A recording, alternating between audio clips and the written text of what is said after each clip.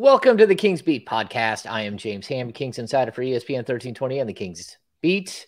Joining me today, Box 40, Sean Cunningham. Sean, how are you?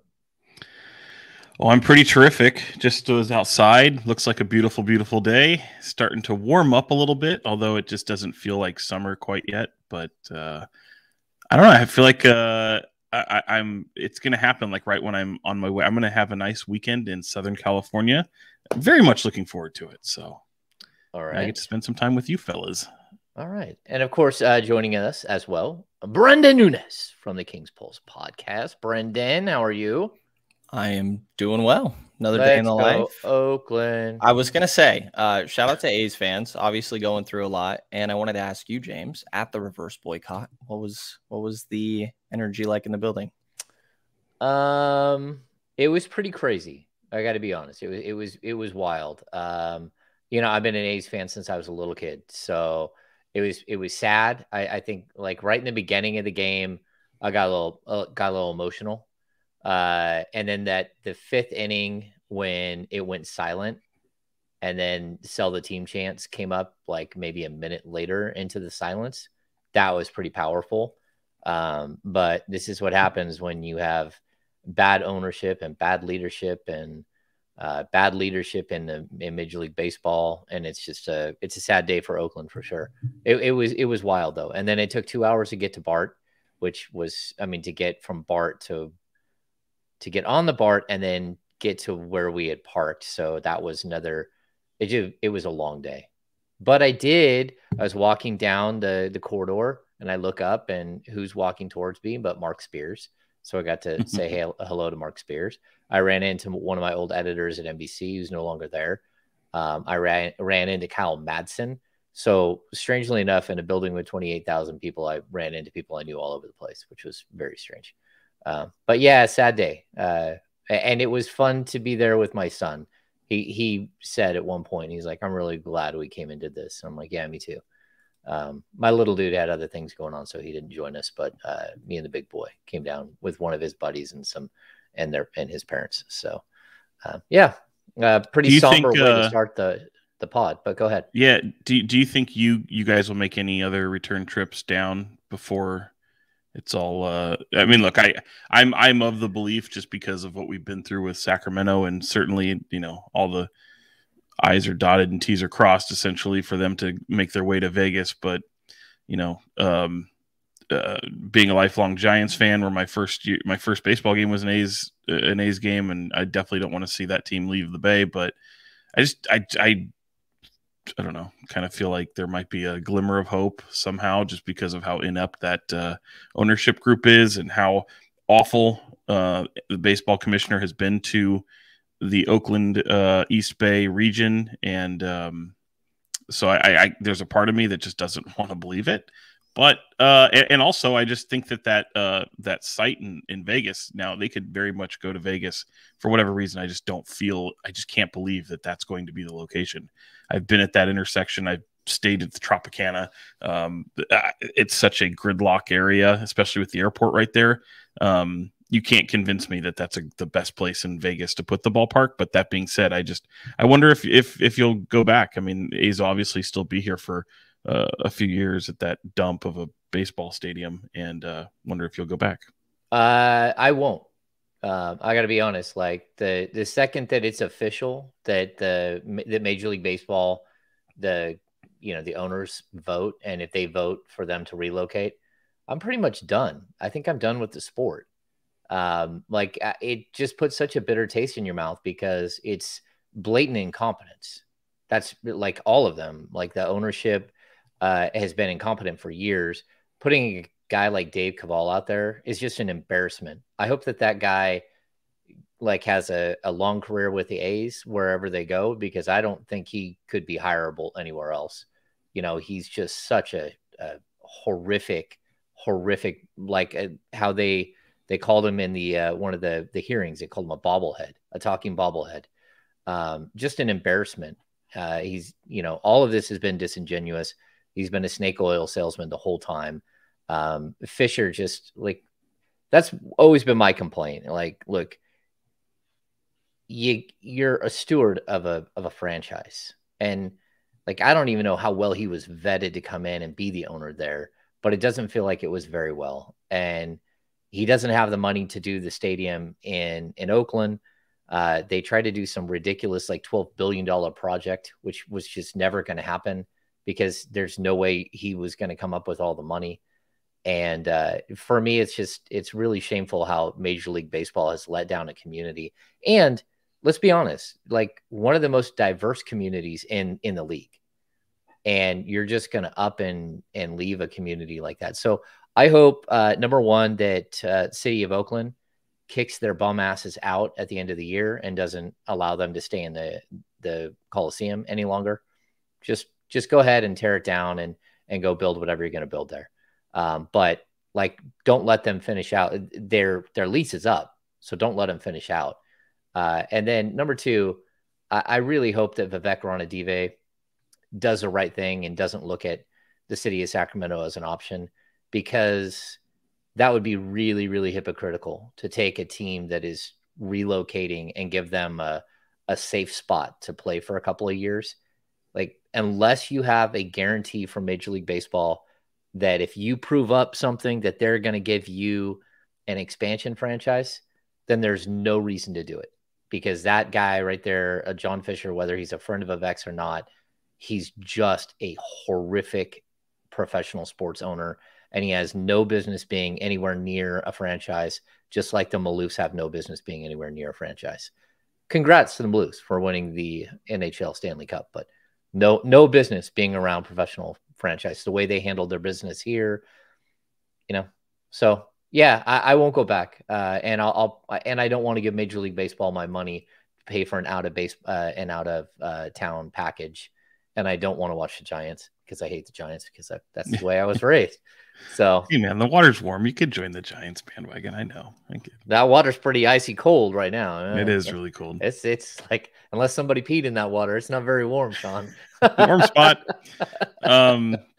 Yeah. I get it. I mean, I totally get it. I would say though, I mean, if Vivek Ranadive stepped in, and let's just say this is a hash pipe kind of idea, but if he was somehow able to bring the A's to Sacramento, I feel like that's second best compared to remaining in Oakland.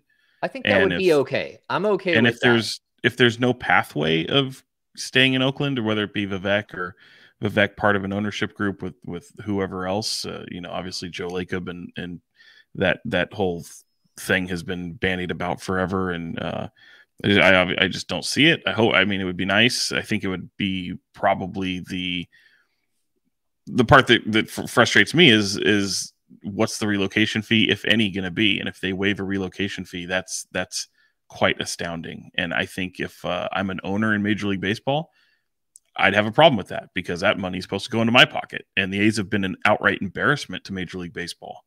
And now you're going to go to Vegas. Yeah. And now you're going to go to Vegas, and I'm not going to see any benefit of that. Nah. So relocation fees are around $1 billion, right? Or excuse me, not relocation fees, but expansion fees, at least in Major League Baseball, for the cities that are being rumored to be, Nashville, Charlotte, Portland, Salt Lake City. $1 billion is the starting gate for relocation or for expansion fee. So relocation better be in that ballpark. And if it is, hey, John Fisher, you need some help, because if you needed upwards of $400 million to try to keep your stadium, to get help to build your stadium in Vegas, that's money that Oakland would have loved to have seen, to see you build in the East Bay. Yeah. No, they're saying they're going to waive the relocation fee as long as it's a private partner, public-private partnership. I don't believe it. Yeah. There's so many. I would, if I'm the city of Oakland, I would sue on that alone. If you're going to waive the relocation fee, and how much are you sticking with the city of Oakland afterwards? Right. And it's just, to me, again, I know this is a Kings podcast, but there's so many connections to the NBA and to the Kings and what they've gone through. So I think any Kings fan can certainly have a soft spot in their heart for what A's fans are having to go through, and really what they've had to go through for the past decade or so. It's tragic. Yeah. I mean, there are more player to be named later jerseys in the crowd than anything else, or Ricky Henderson jerseys. Like, you just can't You can't be an Oakland A's fan and go to a game and buy a jersey of a player because you know he won't be there in a year or two. I mean, even like Matt Chapman is in the MVP race. Marcus Semien was in the MVP race. They tried to give him a 1-year contract worth $11 million that they would pay out over 10 years. Like, what kind of broke ass bitch stuff is that? Like, what in the world? So just an embarrassment to Major League Baseball. And again, Rob Manfred is an embarrassment to Major League Baseball that he's allowed something like this to happen. And they basically just keep giving them their $30 to $50 million every year as a welfare team and letting that guy not even run a payroll up to that. So yeah, sad day. Okay. If you're here on, watching on YouTube, give us a thumbs up, subscribe to the channel. Welcome into the Kings Beat podcast. Sorry, we got a little sidetracked with A's news, but it's very topical. I'm very passionate about it because I was a big part of the Here We Stay group here in Sacramento when the Sacramento Kings tried to relocate in both 2010 and then again in 2013. So I have a soft spot in my heart for it, but also because I've always been an A's fan. And so it's been a crappy couple of days, but it was an event I'm glad I went to and everything else. But we got all kinds of weird and crazy and wild King stuff to talk about today.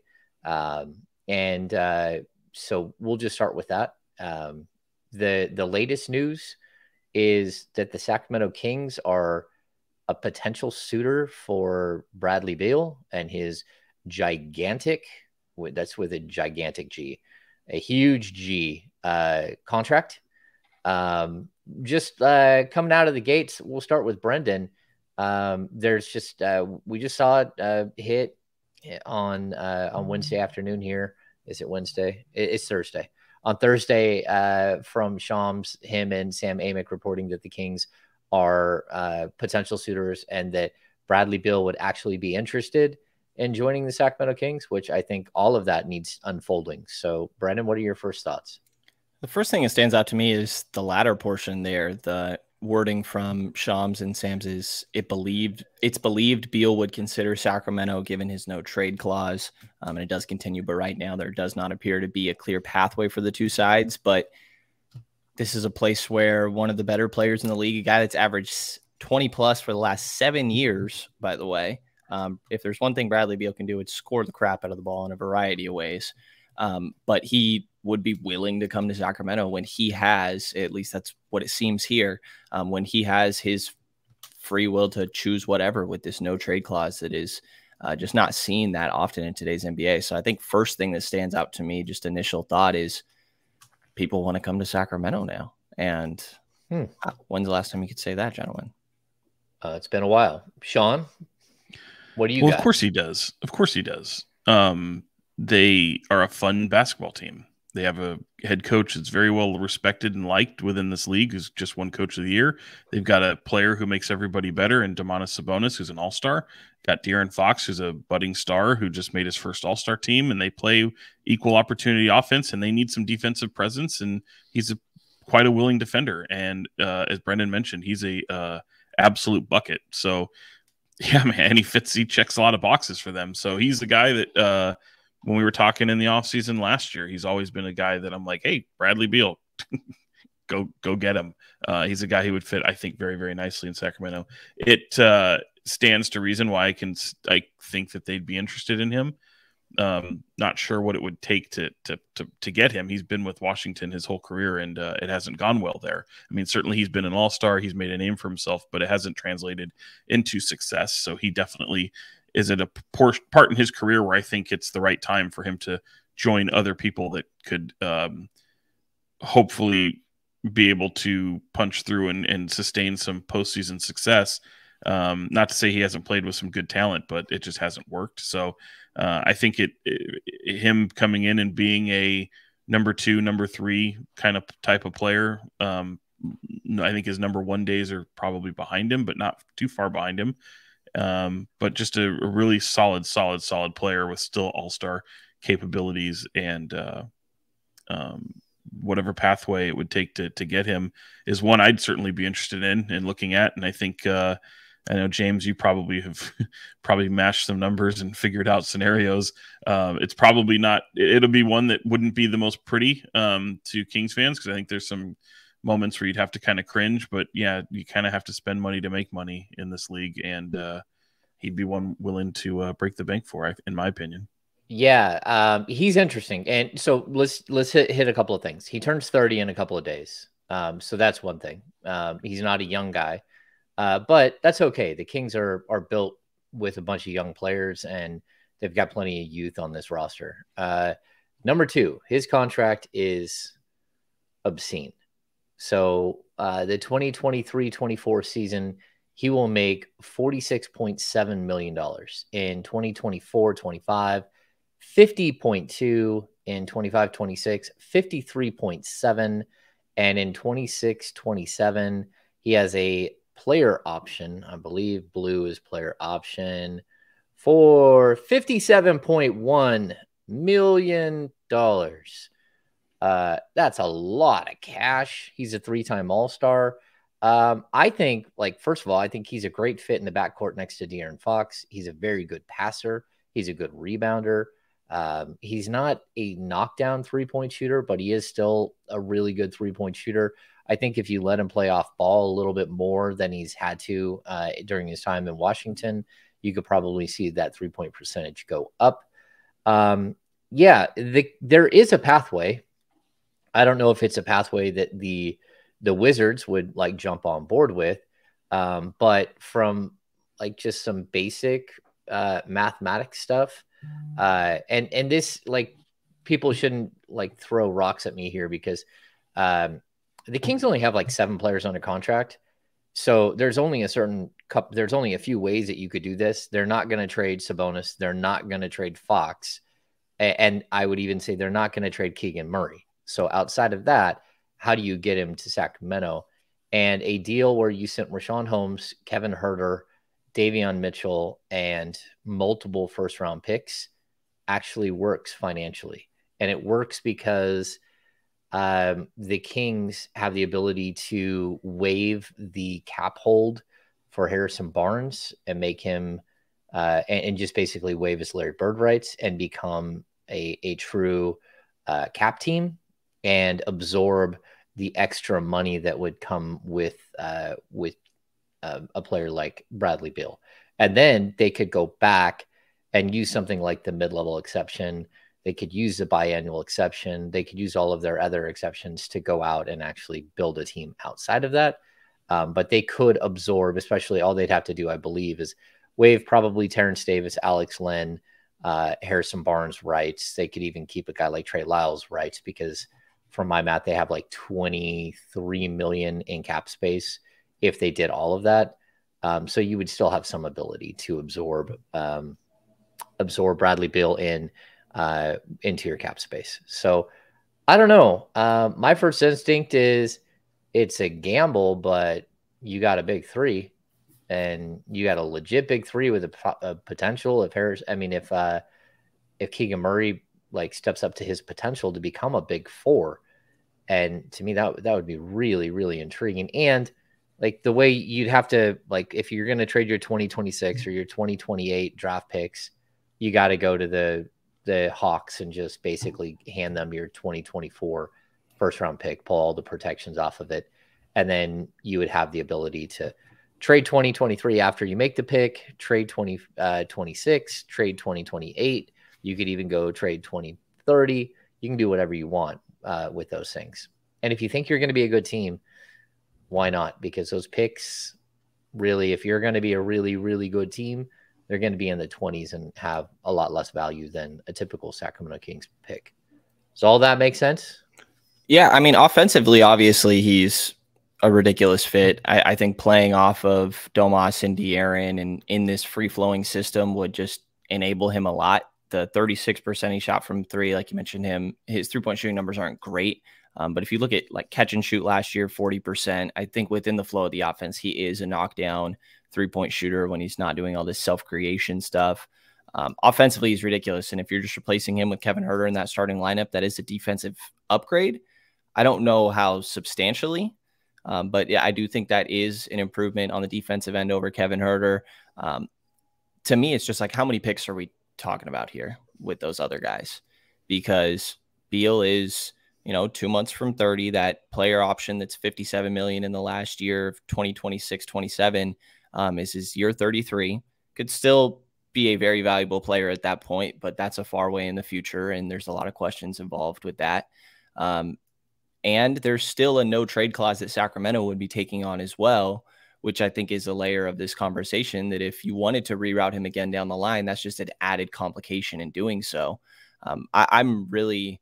I just don't know how many picks we're really talking about here. Restrictions on the ones down the line, because those are so far removed and a lot of risk involved there. So to me, it's just, how many are we really talking about? Sean, what is too many?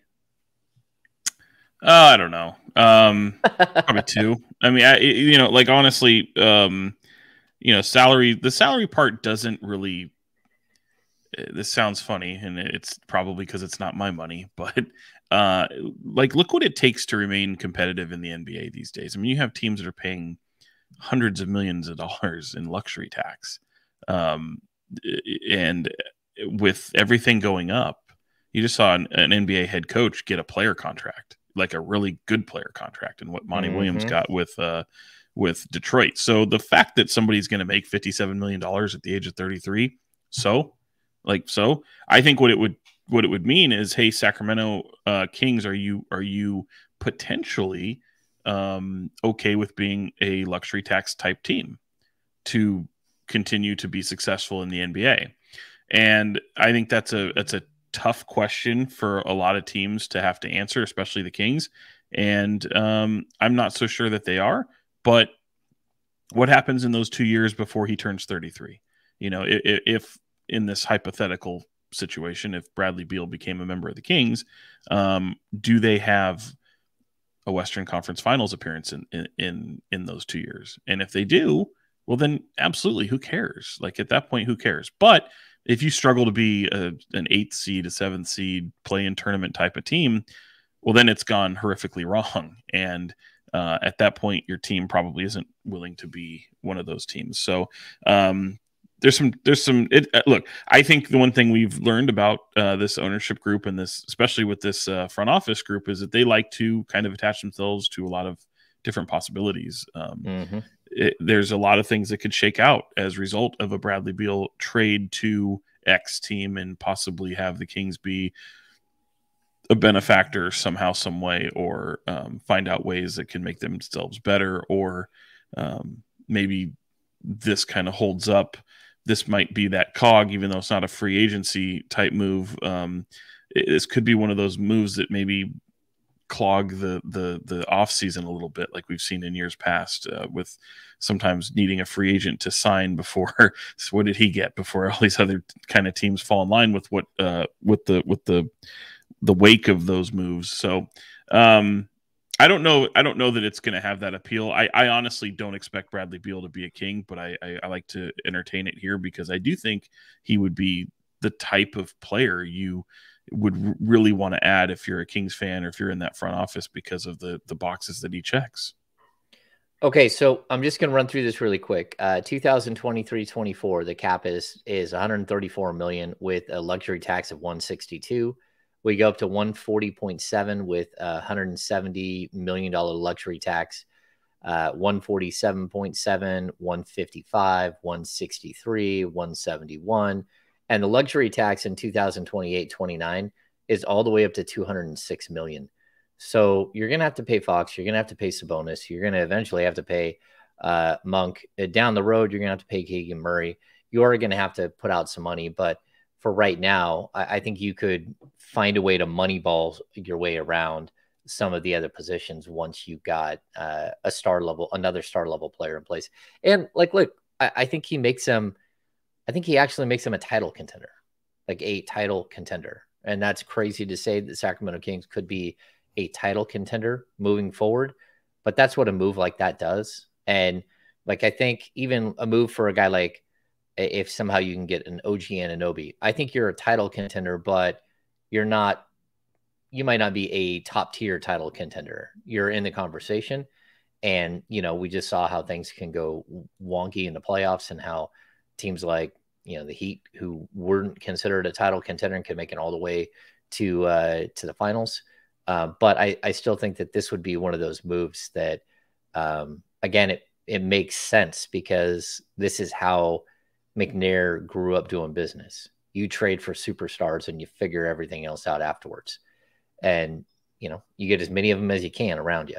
I'm not touching Sabonis. I'm not touching De'Aaron Fox. And I don't think the Kings would consider trading Keegan Murray in any of these moves. But it's still food for thought, right? Yeah, I don't think Keegan should be considered in this at all. And I will say, I think that like you would still have notable decisions you needed to make even after the fact. Like, he doesn't solve your starting wing forward that we've been talking about needing. If Kevin Huerter is saying outgoing in that deal, he just fills the spot for Kevin Huerter. You would still need another starter, like figure out who else is going to be in that starting lineup. And wing forward defense is still a concern that lies there. I get just getting the talent, and Bradley Beal is one heck of a talent. But there still would be a lot of questions after the fact. Yeah, I totally agree. I think it's going to be wild. This is, but I think that this is what we're talking about here. This is what the Sacramento Kings are trying to do this offseason. I don't think that they're going to be sitting on their hands. We hear the maintain and improve. Yeah, this is what we're talking about. And we have this from our friend Damian Barling. The Sacramento Kings are aggressively pursuing Toronto Raptors small forward OG Anunoby, sources tell Damian. Game on. That's another one. I don't think there's a way to get Bradley Beal and OG Anunoby, but I guess that's a different discussion. Who makes more sense?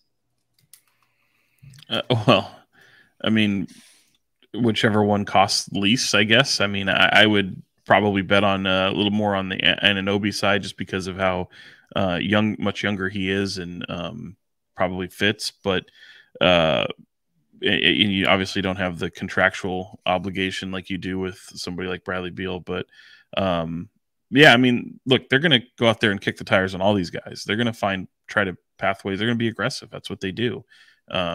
That's what led them to a guy like Domantas Sabonis. That's even if it meant dangling a guy like, Tyrese Halliburton in the meantime to do it. So, yeah, I mean, it's no surprise. I mean, these are people that they know who's available. They know what's happening. They know that the Toronto Raptors have a brand new coaching staff, and they didn't unload everybody last at the trade deadline. Maybe looking to possibly do some of that in the offseason, but they're probably gonna be very aggressive themselves, and they're gonna want talent back. So, I mean, there's some tough decisions that'll have to be made. If you're going to go big bear hunting, you got to be prepared to, sacrifice something you really, really value. Yeah, you got to be willing to get cut. Yeah. I mean, that's, if you're going to go out there and go big bear hunting. I got to be honest, I like the combination of Kevin Huerter and OG Anunoby more than I like Brad Beal and a big question mark. But that's today, because we don't know what that other position would look like. But does that make sense to you guys? Yeah. I mean, it depends also like what you're trading out for OG to Sean's point. It could leave you with maybe some other void, like if Davion's part of the deal, which I know he'd technically be part of the Brad Beal deal possibly as well. But that's a spot that you got to figure out then as well. OG's question obviously is, I think he has a player option for 24, 25, excuse me.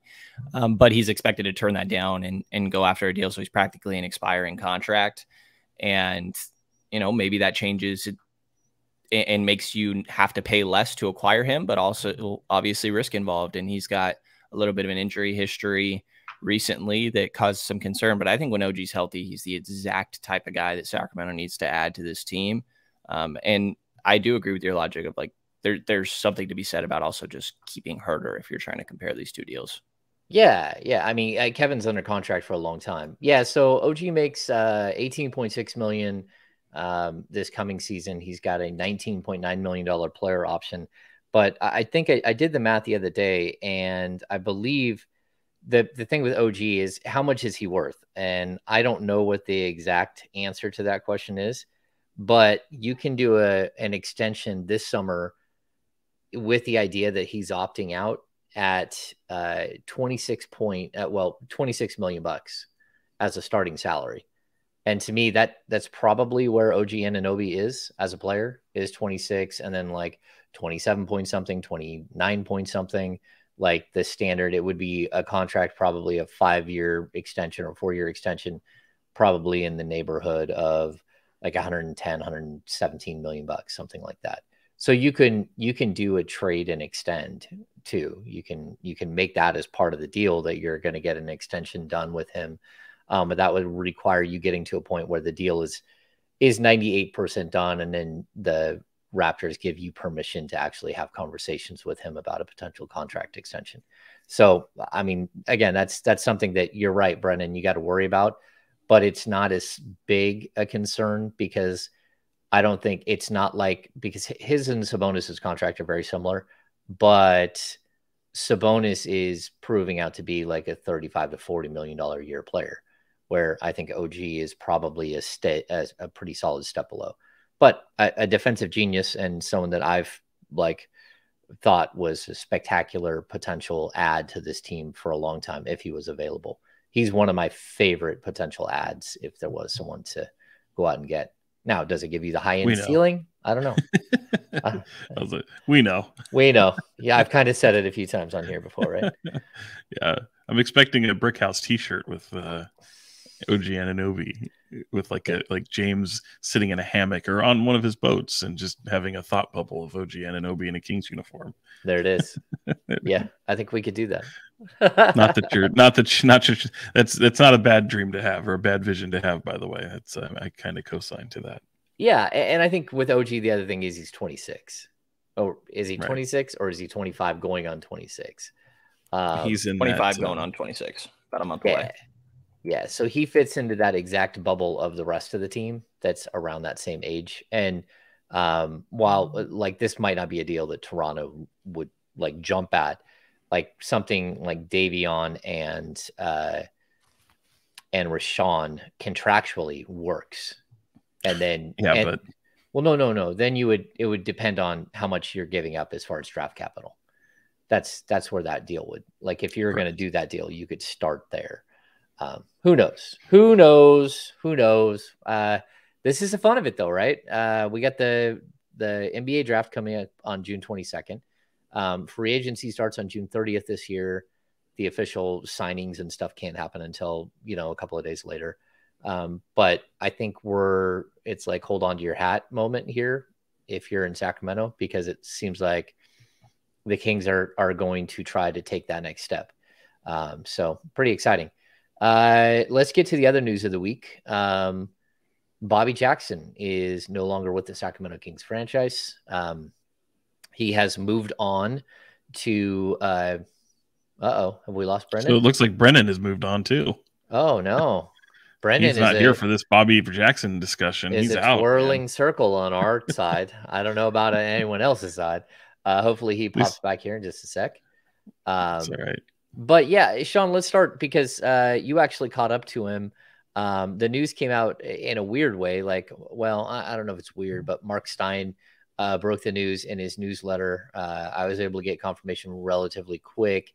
But Bobby Jackson has joined Nick Nurse's staff in Philadelphia. What did you get from Bobby? Because you caught up to him at a golf tournament. And is it front of the bench, back of the bench? What is it? Oh, it's definitely front of the bench. This is it's not a lead assistant, but it'll be essentially the next best thing to that. And this is a big, financially, for stature in the league, being at an NBA bench. Hopefully we'll get Brenden back here in a second for the YouTube audience.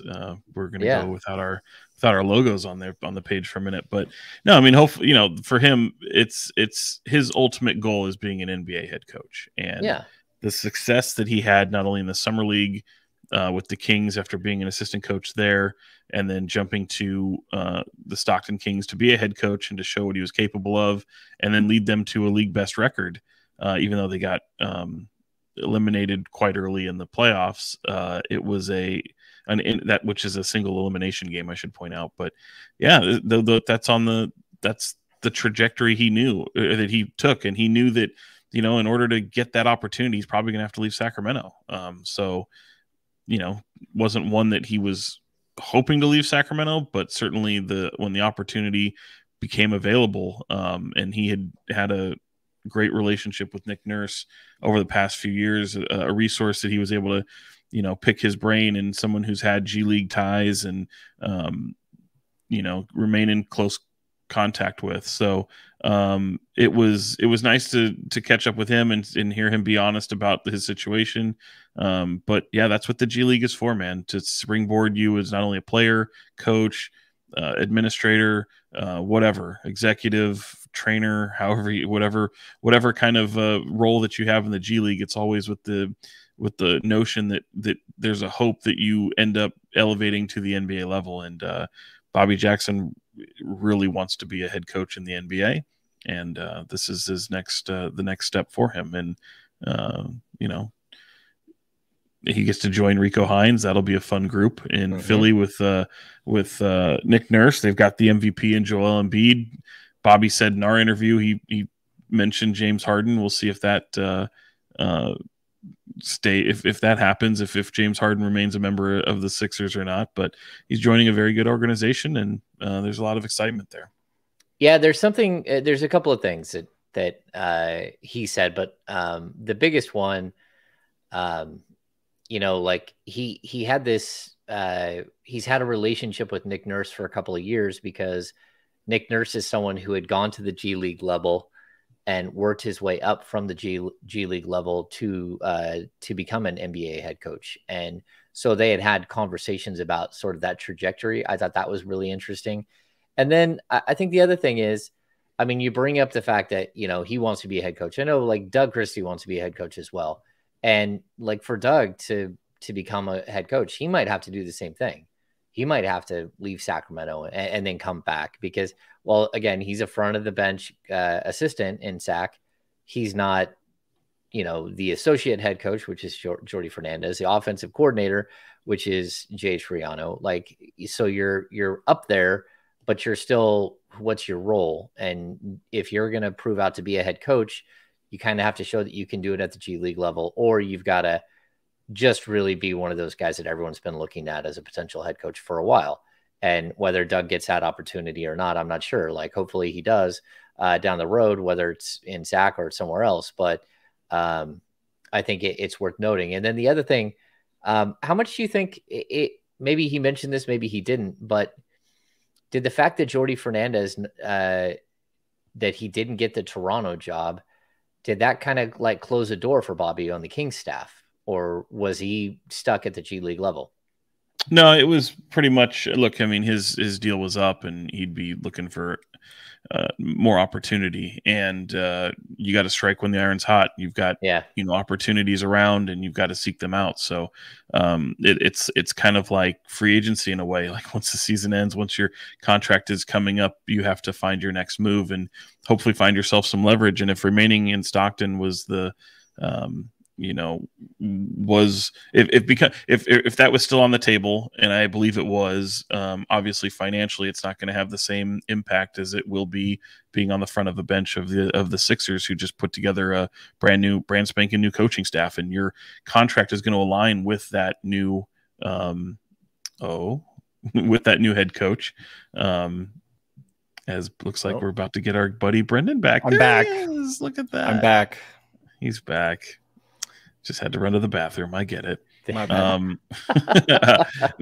But what we were talking about was Bobby Jackson and whether or not, Jordy not getting the Toronto job had any impact. And I don't think it did. I think the only opportunity there for him at the moment with the Kings was with the Stockton team. And, to become a member of a coaching staff with Nick Nurse, who just took over the Sixers, and you get to align yourself with that contract. You have some longevity there, and you have the opportunity to as he calls it. I mean, he thinks Nick Nurse is one of the best minds in basketball, and he feels he can learn a lot from him. Obviously, bringing what he brings, and obviously teaming with somebody with like Rico Hines, who has the player development role so structured at this point, and has the familiarity himself with Nick Nurse with his first season or with that one season in Toronto. So just a lot of familiarity, and it was just too much of a good thing to pass up. But it meant leaving Sacramento behind, and who knows what the future holds. But he still thinks Sacramento is his home, even though he's a guy from North Carolina. Spent 23 years in Sacramento, so he considers himself this his home now. So yeah, almost half his life he's been in Sacramento. I'm happy for Bobby. He's a good dude, and he wants it. If that's what he wants, if he wants to go chase that and be a head coach, he's gonna have to go out and branch out and add to his resume. And what he did in Stockton, I thought was spectacular. So yeah. I mean, he had that team going the right way, and did a really nice job there in Stockton. To point that out, just to kind of to your point, James, like you had the Luke Walton year when he went over to Stockton, and then Luke gets dismissed, but you're playing a certain style of ball that's supposed to emulate what you're doing at the NBA level. Mm-hmm. And then when you bring in somebody like Mike Brown, and it's quite different, he has to now implement a new system with those players as well. And thought he did, and that kind of correlated, like I said, to the success that they had in the season, having the best record in the G League. So, or at least in that conference. So it was very, kudos to him. And he did a lot of work there, and it wasn't trending that way in the beginning of the season. They really kind of had a lot of injuries and went through some lulls there. And once they got healthy, they kind of ramped it up a bit and really got going. Yeah, they're good. The beginning of the year was pretty bad. I forget the exact wording the G League uses, but whatever that first portion of the season is, that's not quite actually regular season yet. They really struggled. And part of that had to do with, Chance Comanche being out and some of their other injuries. But Bobby really turned that around in that second half, was part of a team that was able to turn that around. And Sean mentioned how you kind of mimic the main staff's plays and the way they go about just playing basketball. And I'd add to that you don't even always have the roster to necessarily do that. Like Nimi has some passing capabilities and stuff, but he's surely not Sabonis. And they wanted to play a really high-paced game that involves a lot around spacing. They didn't have great shooters, but shots started to go down a little bit later. So I think adjusting to playing that style when you don't even have the most ideal talent to do so, obviously being successful in doing that based on their regular season record, it's a credit to the Bobby. But my question to you guys would be, is there anybody that you saw on the coaching staff last year that you could see filling into that spot? Because I don't know for what certain people that would be viewed as where's the line where that's viewed as a promotion compared to other people that are maybe already a step above that? Like, is it Luke Laux? I would imagine moving to front of the bench is a bigger role than being a G League head coach, or is that right? I think it would be for some. Well, it depends, because again, Bobby's not new to this too. As a former player, he's been on staffs before. He's been with Jaeger. He's was basically kind of tutored by Adelman at various, with as a player in Houston, and then what happened up in Minneapolis as well. So he's had a lot of he's done a lot to prove his way. Luke is such a young guy in this game, and that him going to the front of the bench could be a great opportunity, but also recognizing the fact that G League might propel it, might take a bigger step forward in that regard than coming to the front of the bench, because of the player development you've had with Fox already. Some of his path has been so much different than Bobby's as a former player. So that could, a role like that, whether he's coming to the front of the bench or not, already knowing what he means to Mike Brown, it's really going to be up to him. Being a member of Mike Brown's staff, he'll tell him where he needs him the most. And if that's on his staff, great, but he'll support a move going. He would likely support a move going to the G League if they feel that would be a better springboard for him. So I think it kind of works twofold depending upon where you are in your career. And with Luke being so young, having the opportunity to take over the summer league team this year and kind of show head coaching role this summer will be big for him. But I think if I was to guess, I think it would be better for him to remain on the staff of Mike Brown, since he's still very, very new to this coaching staff. Yeah, I agree, especially his connection to De'Aaron. I don't think you want to mess with that. I think right now, at least year one, you got it done. But year two, you still want to keep cementing the same stuff. You want De'Aaron Fox to realize who he was in the playoffs and keep building off of that. You don't want him to like take any steps backwards at all.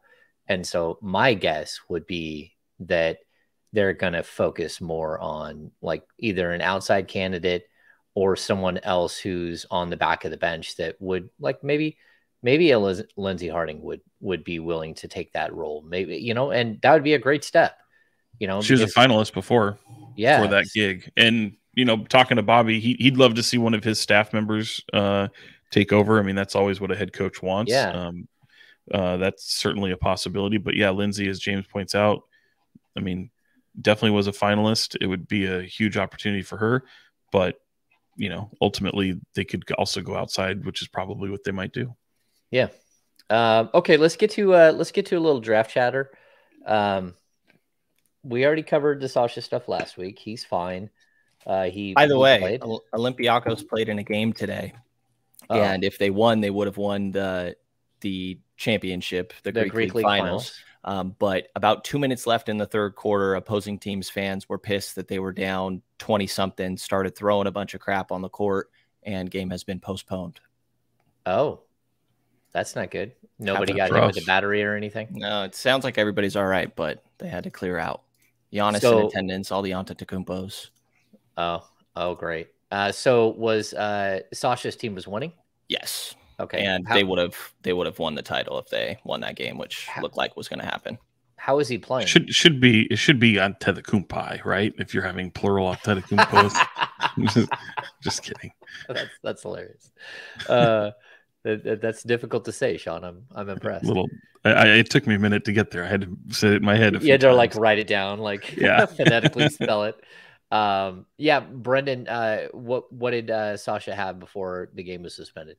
Yeah, I'm trying to pull up the exact numbers.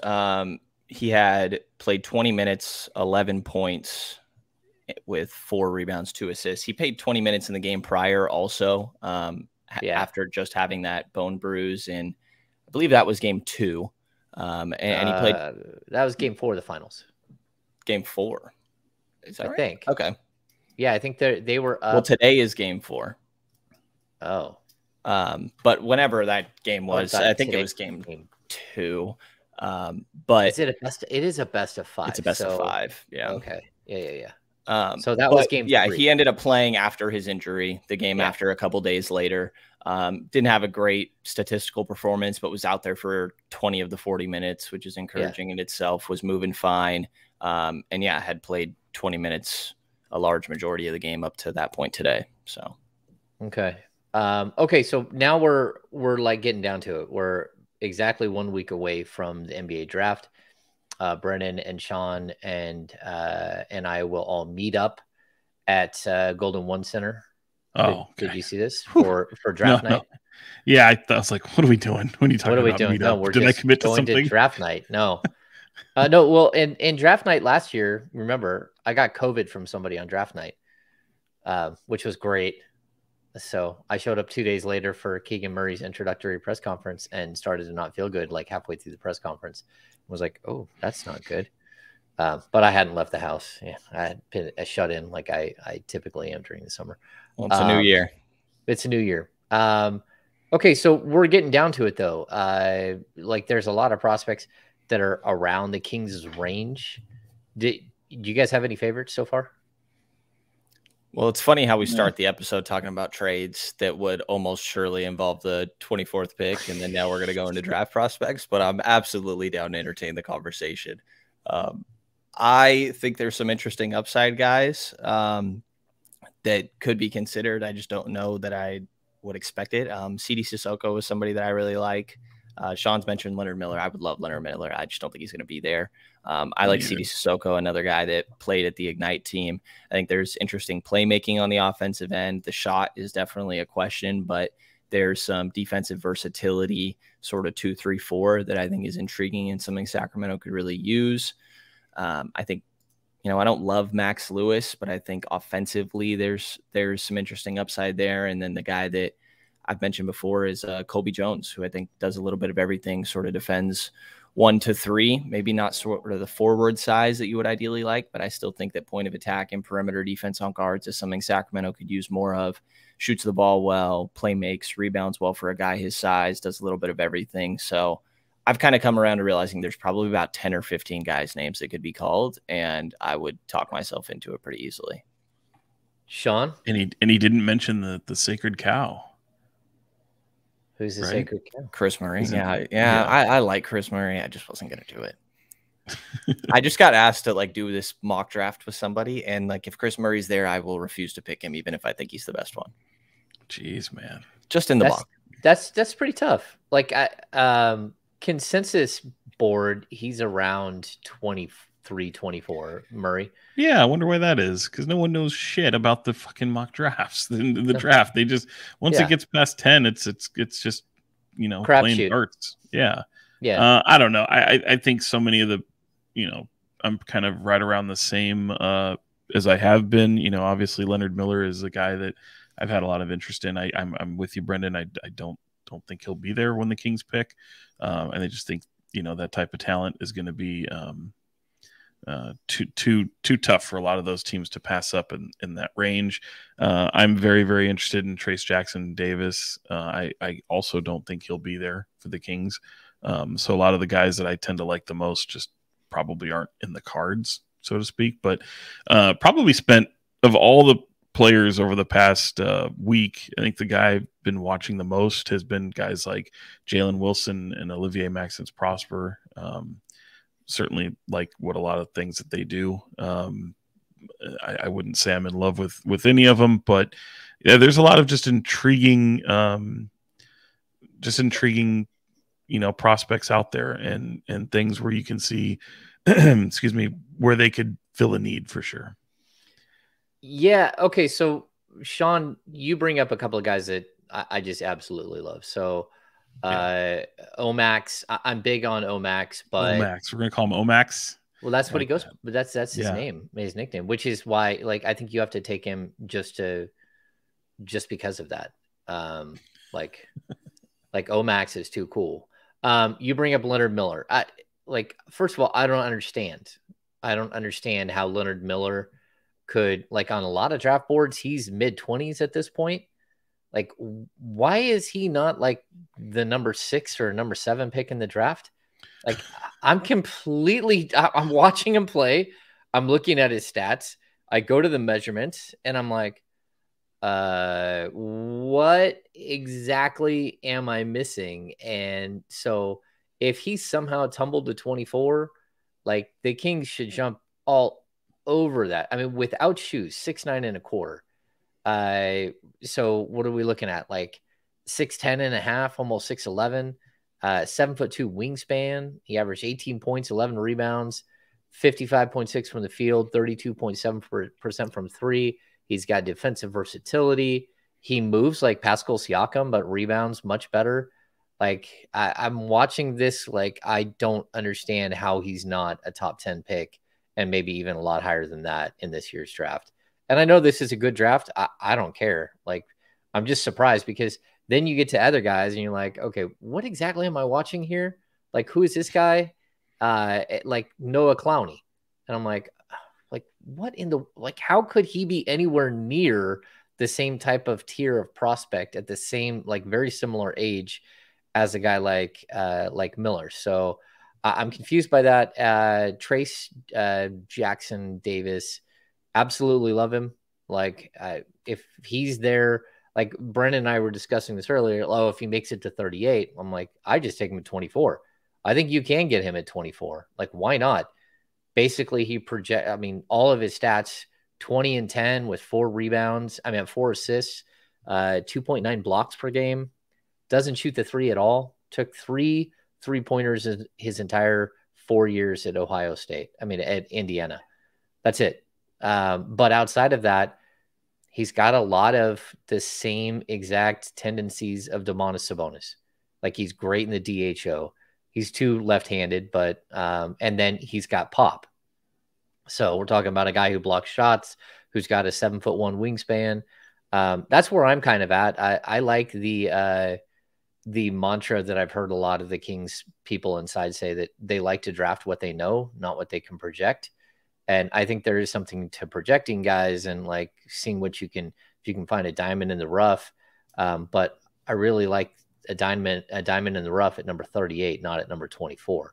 Like, I think you can take a big time swing in this year's draft at number 38 and come away with a player that you're really going to like at the G League level and could develop. But that number 24 pick, I think there are some players that could fit into your rotation, maybe towards the end of this season or next season for sure. But players that I think have some like big time potential. So am I crazy with that? No. And I think there's some guys you could look at, like Dariq Whitehead is one where I think he's a phenomenal 3-point shooter, and you get that skill, and then you do still have some potential upside there as well. A guy that was a lot higher rated and looked at in a different light coming out of high school, but has suffered with some injuries at Duke that make you question sort of how much that played a factor in his production. But you still have that safety net of, okay, at very least, he's going to be a great 3-point shooter. And I think there's some middle ground guys like that as well. Yeah, I think like we're going to see a lot of teams look for the Bruce Brown type guys in this draft, because Bruce Brown was so influential in the Denver Nuggets win. And you're going to have teams that are looking for that 2-3 combo guy, which is what you're kind of talking about. Like, it's possible he kind of fits that mold. The same with CD Sissoko. It's possible that he could fit that type of mold. Although I like Sissoko's got a really, really nice feel as a passer. And, he's a G League Ignite guy that I think was just overshadowed by Scoot and by Leonard Miller. And so he didn't really have an opportunity. But I'm watching some of his passing skills, and they're just incredible. And especially with Eric Mika. And that tells me that, like, if you put him in a team with like a seasoned guy who knows how to run, that if you can find ways to get that guy the ball and finish, then it might translate a little bit better, the passing skills. So, and the Ignite guys have context of like all three of their main prospects are not good shooters. Like Scoot is okay, but Leonard Miller's not a good shooter. Like they all have potential there, but that context of just poor spacing in the Ignite, I think, is important when anybody looks at that stuff. One of their best shooters was Pooch Eder. Kings legend, hanging him up, right? Kings, yeah, he's hanging it up and taking over the Portland Trailblazers G League squad. This is the first year the Trailblazers will have a G League squad, right? Oh. Yeah, how about that? I think they're the last one. Yeah, were they playing? The Kings had one of their guys last year. I forget who. Where are they playing? Are they playing like Bend? Sure. Like, where do you Bend? I don't know. Like, you gotta play somewhere. Yeah. Let's see. Is that it? Do we have any other news to go over? Sacramento Kings related? The new beam? You guys see how the new about that? beam? It was bright. Shit was bright. Does it look blue or purple? Well, to me, it looked purple. I mean, yeah. I saw some pictures that did kind of look a little bluish, but it's got a little thick, got a little bright. There's I don't know. By the way, just cleaning that up, the G League team's going to play in North Portland. North Portland. Okay. Yeah, University of Portland campus. Cool. Center. Yeah. All right. But no, it was that thing was bright. That was turned on, man. It was, and I'm waking up today, and I knew I had to run down and do some errands, so I was missing most of the Nuggets parade. But Michael Malone was in full effect. By the way, I was, not a humble brag here, but it was just people talk about how much they miss Michael Malone, what type of character he is, and then you see a moment like this, and was able to lucky enough to exchange a couple texts with him. I did not expect to hear back from him at all, and that man he's on cloud nine, man. Just cloud nine. And it was really appreciate. I heard from shout out to Travis Armenta, Ryan Bowen, Elvis on the coaching staff, Val Soral, just incredible dudes that all had time here in Sacramento, and now they're champions. So, and it's just funny to see him pulling Bruce Brown. He's like, he ain't going nowhere. It's probably not. Yeah, I mean, they're gonna have to pay, but that guy's gonna make what? He'll make mid-level. He'll make 12 million. Yeah, I text back and forth with Michael too, just like super excited. I'm like, what an incredible victory. I mean, it's one thing to snap a 16-year playoff drought. It's another thing to go out and get the first championship in a franchise's history after 50-something years. So just absolutely tremendous. And Jokic, tremendous. Like they had so many guys step up in big moments. Michael Porter, they were saying, oh, can you keep starting him? And after like the first 2 games, and then he comes up and has some big moments. And, I just thought like a really, really nice team effort. Jamal Murray was tremendous, and all the assists that he had in the last couple of games, and Aaron Gordon, you gotta, if you're the Kings, those are some of the missing ingredients are guys like Aaron Gordon, guys like Bruce Brown. You got to find ways to go out and get those guys right now, because you might have some of the other pieces in place, and some different pieces, and some pieces that are as good or better in certain spots, but you still need those role players that don't mind doing all the dirty work. And that's kind of the one thing that I would point to that the Kings have to find in this offseason. Go get 2 or 3 of those gritty dudes that really, they don't stuff the stat sheet, but they put in such high quality minutes that they can change the trajectory of a team long term. So Denver lost 4 games the whole postseason. 4. The Kings lost 4 games. Like, losing 4 games is the whole postseason is ridiculous. They were extremely impressive, and obviously all the guys you mentioned were great. I do enjoy seeing like DeAndre Jordan, Jeff Green, Ish Smith, guys that have been around the league for a long time, a lot of different teams getting to celebrate this. KCP seemed like he's having the time of his life. Him and Aaron Gordon. Oh man, parade. KCP was good. Yeah. Hey, that's what I would do if I won an NBA championship. Yeah, he did the Stone Cold Steve Austin smash the beer cans. I don't think he drank any of it. No, he just wore it. Yeah. And then he chucked the cans. Was hilarious. The fan that threw it, it was a great throw. I think a fan threw it. Absolutely.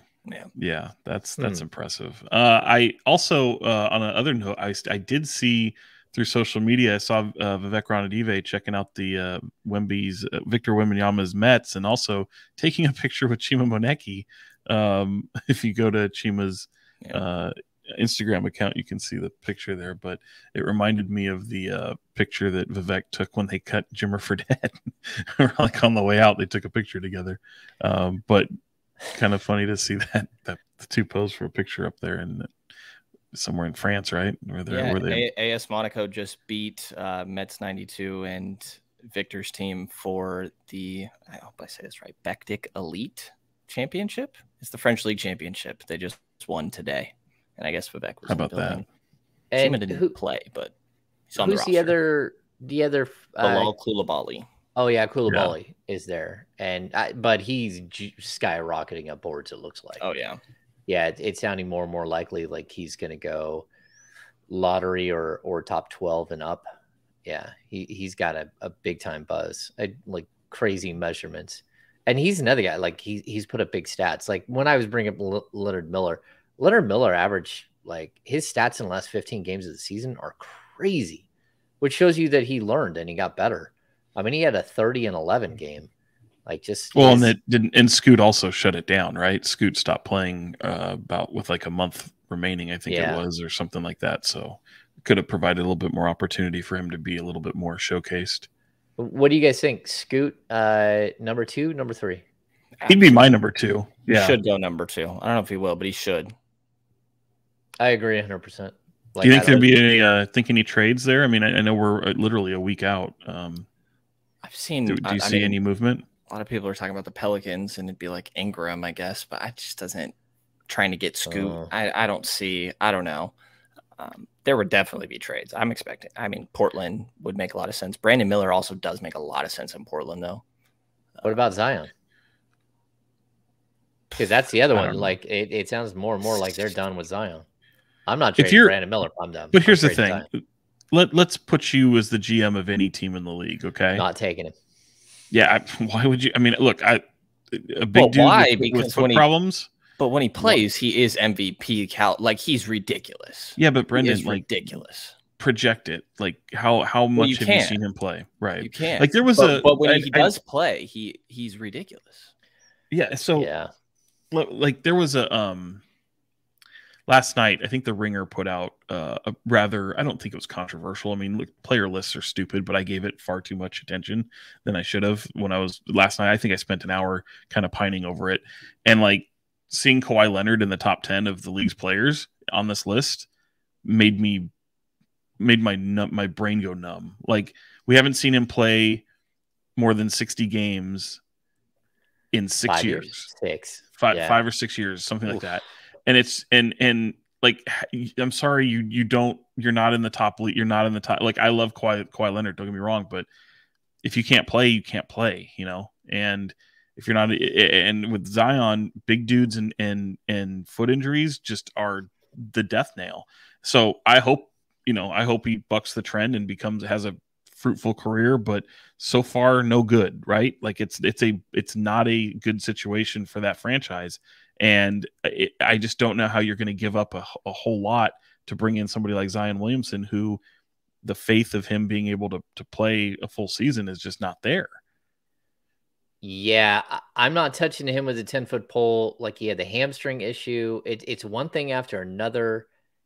I'm not worried about the off the court shit, James. I was wondering if you were going to say it. Okay, good. No, I don't care about that. I mean, like, Okay. Look, that's the NBA. Like, if people don't understand that's the NBA. That guy just got outed for it.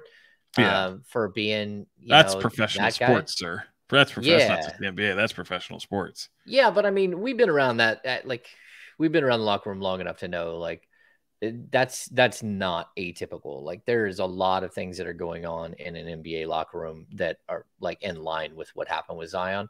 I mean, like, we went through that situation with Dante Green here in Sacramento, where all of a sudden, like, all these baby pictures popping up on the internet, like, hey, this is your kid. And it was like, ooh, it's tough. But at the same time, like, look, I just don't trust him as a player. I don't care how good he is when he plays.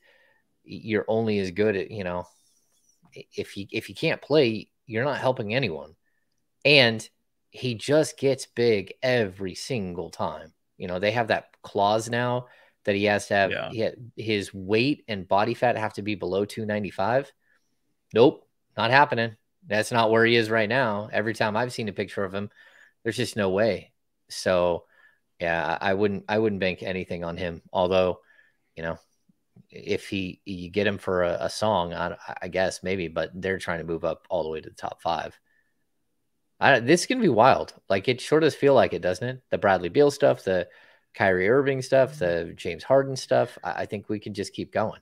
I mean, or it could be nothing at all. That's true. We expected fireworks last draft and didn't really get that from Sacramento's perspective. But I mean, I think you could look at the other guys on that Washington roster. I think it's Michael Winger, who just took over. I think technically the title is president of Monumental Basketball, which is ridiculous. Which is just crazy title, running the Wizards and the Mystics, I believe it is. And then he also has I don't know why I don't remember the name of the guy that came from OKC as well. That's going to be his GM there. And it seems like ownership has given them free will to rebuild if that's the way they want to go about it. And look at Kyle Kuzma. I think it's interesting. Yeah, they hired the guy from Sacramento. He's from Sacramento. The guy they brought in. I can't remember his name either. Yeah, Kyle Kuzma. I'm kind of down on, but like Will Dawkins. What is it? One more time. Will Dawkins. Okay, I thought he's from Sacramento. Maybe I'm wrong. We'll have to go to Jill Adge on that. She's the front office personnel person. And then Travis Schlenk as well. Oh, and they brought in Schlenk. Okay. Yeah, right. Yeah. Bay Area guy. Sweet. Okay. Let's do final thoughts. Sean, what do you got? What do I got? I've got about 5 days and 1, 2, 3, 4, about 4 days in San Diego coming up. Send me all your taco, margarita, beachside cantina recommendations, because I'm going to veg before this draft gets going next week. Looking forward to it. And then, you got California Classic really right after that. Maybe a little bit of a, summer league mini camp for a couple days before that would be a little nice to see. And be pumping out content. So be fun to catch up with those folks. I know next I had a lot of UFC coverage coming up too. There's a fight in Jacksonville where the headliner is Josh Emmett from Sacramento, bouncing back after that loss he took in Australia back in March. And also on that card, the co-main event, his teammate from who trains here in Sacramento, she's actually from Colorado, is Macy the Future Barber. So her goal is to be the youngest women's champion ever in the flyweight division. Check her out. Okay. Brenden, what do you got? Final thoughts? I'm excited. Drafts around the corner. It feels weird to me. I guess this is typically how it works, but that the parade is today and we're a week away from the draft. I guess it's just a quick turnaround. Everybody says there's no off season. You definitely feel that. And excited to get some new people on Sacramento's roster to get to know better, whether that means draft or trade. It's, approaching quickly. And I love all these leaks. All this stuff's exciting for me. This is a fun time of year. I love off season. Fun, isn't it? Yeah. All right. I mean, someone can just go, hey, interest here, blah, blah, blah, blah, and it just puts you down a rabbit hole. Yeah. I suppose. I don't just beware. Don't take too much from it. Someone can just throw anything out there and see what sticks. It's just thought exercises. Learn from your past. Learn from your past. I keep hearing these again and again, same exact rumors. Like, all right. I've even heard one. I'm not going to mention. I'm not. Well, I'm not and a lot of them, it's like yes, you should have interest in that player. He's a good player. He would make you incrementally better. Like, go do it. Will. Yeah. Totally. Certain guys. Yeah, and it's go do it. Try and find a way to land that player. That's what they're hired to do, is to try to land top tier talent. So. Yep.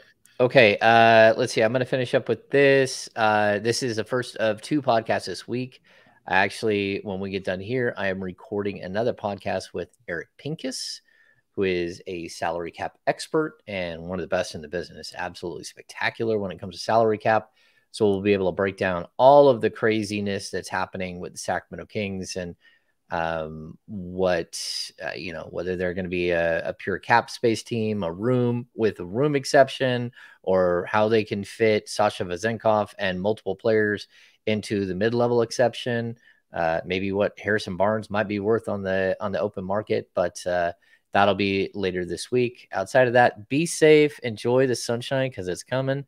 I am going on vacation next Saturday, but we probably will we'll have 2 podcasts next week, and then I might do a podcast on location where I'm going to be with the family. So warm weather, beachy climate. We're going to Puerto Vallarta with some friends. That is warm weather, beachy climate indeed. I love Puerto Vallarta. Very, very muggy, but it's a fun. I haven't been, but I'm looking forward to it because we haven't taken a vacation in a long time because of the shutdowns and all that stuff. And we use a little bit of a break from just being here at the house all day long. I got very inebriated in that city. Took a tequila tasting tour. Would recommend. It was fantastic. But yeah, it's a lot of fun. All right. Well, that is going to do it for this edition of the Kings Beat podcast. We will be back. We'll have another episode in a couple of days. Probably on Saturday, we'll put out the Eric Pincus interview. But make sure to tune in. We'll have all kinds of draft coverage coming up, all kinds of free agency coverage coming up, and lots of good stuff. So jump on board with the Kings Beat. Go to thekingsbeat.com, become a premium subscriber to get invited to the happy hour and to get access to all of the other information that we put out. Thanks for supporting us here on the Kings Beat. Give us a thumbs up if you don't mind. Subscribe to the channel here on YouTube. Give us rating and reviews wherever you listen to your podcast. So that's going to do it for this edition of the Kings Beat podcast. For Box 40, Sean Cunningham and Brenden Nunes from the Kings Pulse podcast. I am James Hammer, Kings Insider for ESPN 1320, the Kings Beat. See you very soon.